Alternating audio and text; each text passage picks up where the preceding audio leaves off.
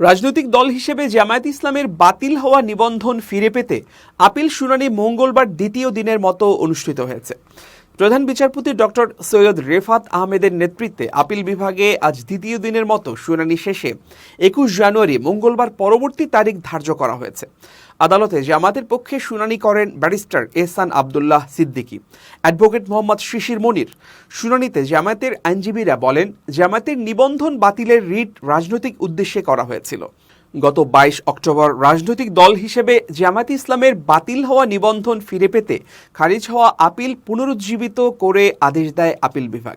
এর ফলে নিবন্ধন ও দলীয় প্রতীক দাঁড়িপাল্লা ফিরে পেতে জামায়াতের আইনি লড়াই করার পথ খুলে যায়। এর আগে রাজনৈতিক দল হিসেবে জামায়াত ইসলামের বাতিল হওয়া নিবন্ধন ফিরে পেতে সুপ্রিম কোর্টের আপিল বিভাগে খারিজ হওয়া আপিলটি পুনরুজ্জীবিত রেস্টোর করার আবেদন করে বাংলাদেশ জামায়াত ইসলামী। এক রিট আবেদন নিষ্পত্তি করে ২০১৩ সালের ১ আগস্ট জামায়াত ইসলামের নিবন্ধন বাতিল ও অবৈধ ঘোষণা করে রায় দেয় হাইকোর্ট।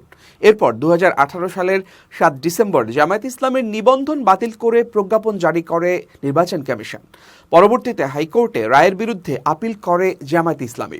তবে হাইকোর্টের রায়ের বিরুদ্ধে করা আপিল শুনানিতে জামায়াতের মূল আইনজীবী উপস্থিত না থাকায় গত নভেম্বর তৎকালীন প্রধান বিচারপতি ওবায়দুল হাসানের নেতৃত্বে আপিল বিভাগ ডিসমিস ফর ডিফল্ট বলে আপিল খারিজের আদেশ দেন। ফলে রাজনৈতিক দল হিসেবে বাংলাদেশ জামায়াতে ইসলামের নিবন্ধন অবৈধ ঘোষণা করে হাইকোর্টের দেয়া রায় বহাল থাকে।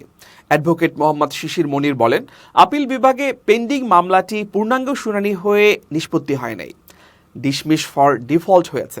সেজন্য আমরা মামলাটি পুনরুজ্জীবনের আবেদন করি। রেস্টোর আবেদন মঞ্জুর হওয়ার পর মেরিট অনুযায়ী শুনানি শুরু হলো। সর্বোচ্চ আদালতের সিদ্ধান্তে যদি আমাদের আপিল অ্যালাউ হয়, তখন আমরা নিবন্ধন ফিরে পাব, দলীয় প্রতীক ফিরে পাব। একইভাবে নিবন্ধন ও প্রতীক ফিরে পাওয়ার মধ্য দিয়ে আগামী নির্বাচনগুলোর যখন আয়োজন হবে, তখন জামায়াত ইসলামের রাজনৈতিক দল হিসেবে অংশগ্রহণ করতে কোনো আইনগত বাধা থাকবে না। বৈষম্য বিরোধী ছাত্র জনতার আন্দোলন চলাকালে গত ১ আগস্ট জামায়াত ইসলামী ও ইসলামী ছাত্র শিবিরকে নিষিদ্ধ ঘোষণা করে শেখ হাসিনা সরকার। বিশ্লেষকরা বলছেন, জামায়াতকে নিবন্ধন এবং প্রতীক ফিরিয়ে দেয়া হবে কিনা এ নিয়ে অন্তর্বর্তীকালীন সরকারের ভেতর একটি রাজনীতি হতে পারে।